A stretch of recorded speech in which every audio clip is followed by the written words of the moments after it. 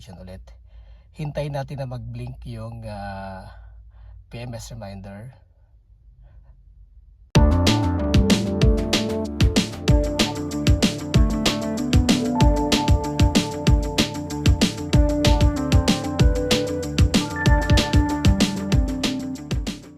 Hello guys, sa mga nagtatanong kung paano ba i-reset yung PMS reminder para sa Wigo 2024 model. Ayan, ito naka-remind yung ating PMS reminder, pero almost parang mga 4,000 pa lang yung tatakbo niya ulit. In-expect natin mga 10,000 pa. So paano ba i-reset itong ating PMS reminder? So i-reset natin. So ayan, ilalagay muna natin ito dun sa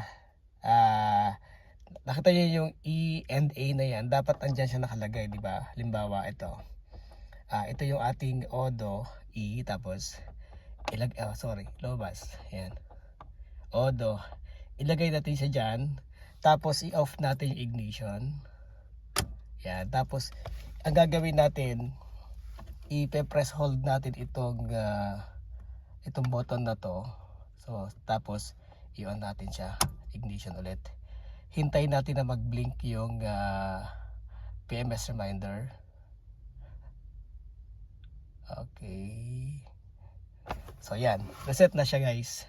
So ganun lang kadali, kasi medyo pangit talagang tingnan kung may nagbi-blink dun sa iyong dashboard. So i-start na natin.